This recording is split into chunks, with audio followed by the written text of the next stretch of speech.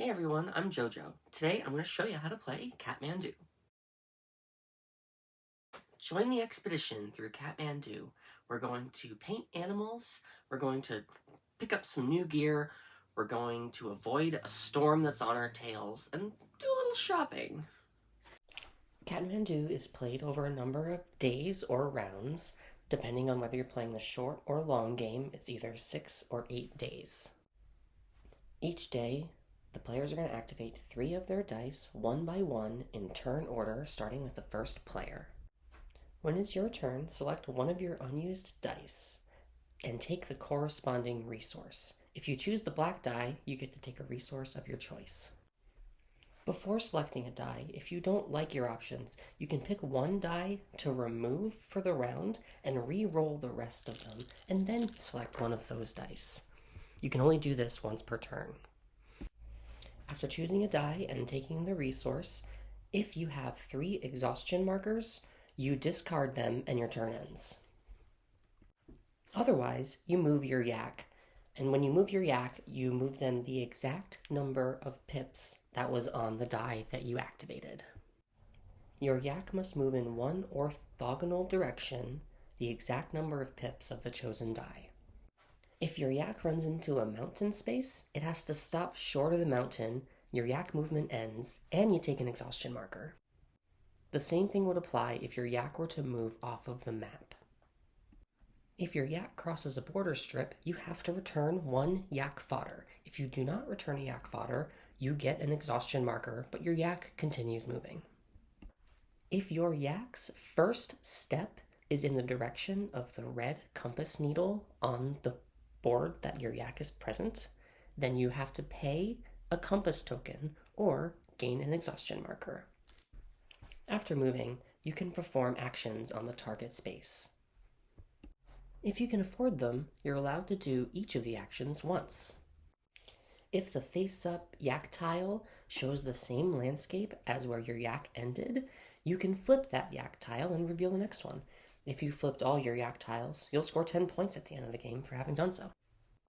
If there's 1 or more animal cards available that match your target space, you may pay an art supply to take one of them. If there's 1 or more equipment cards in the general supply that match the landscape of your target space, you can pay a backpack to take one of them, just like the animal cards.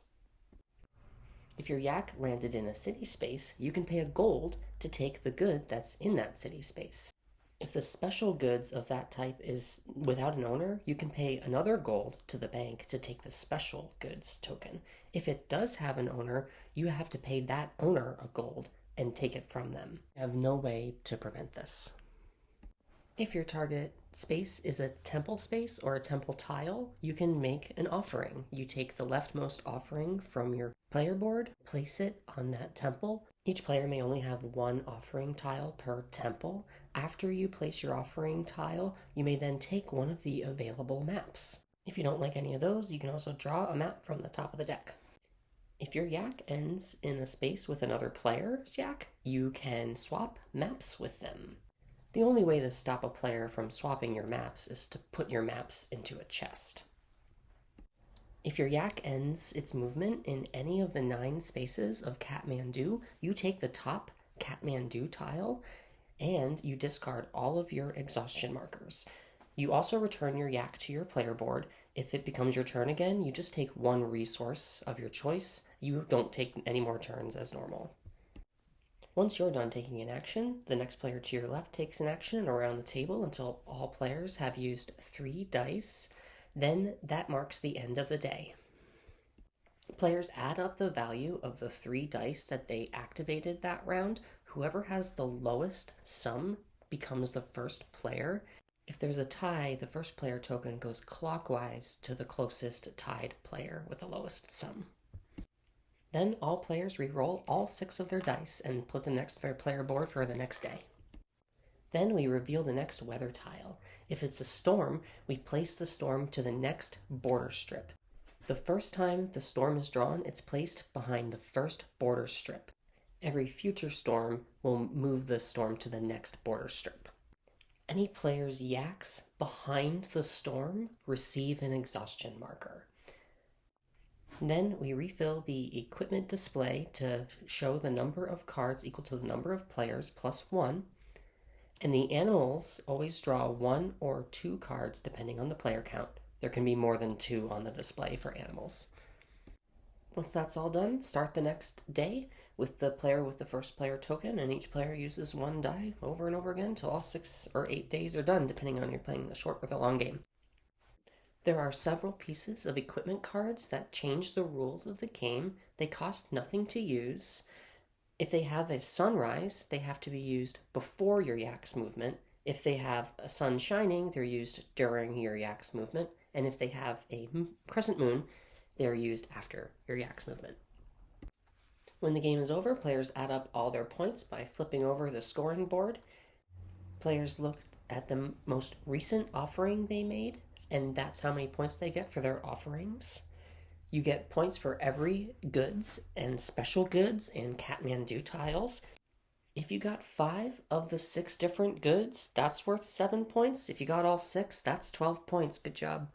All of your completed maps are worth points, and even map pieces are worth points, but maps that have been secured by treasure chests are worth the most points. For the animals, each card is worth the number of points equal to the difference between who has collected the most animals and who has collected the fewest. For example, if I have 8 animals and you have 2, and I have the most and you have the fewest, every animal card that the players have collected is worth 6 points. Count up all your remaining yak tiles, and that's how many negative points you score. If you manage to get them all out, you'll score 10 points. Then count how many border strips are between your yak and Kathmandu, and you'll score more negative points if you didn't make it. Every unused equipment card and resource is worth 1 point. Every exhaustion is negative 3 points. Whoever has the most points is the winner.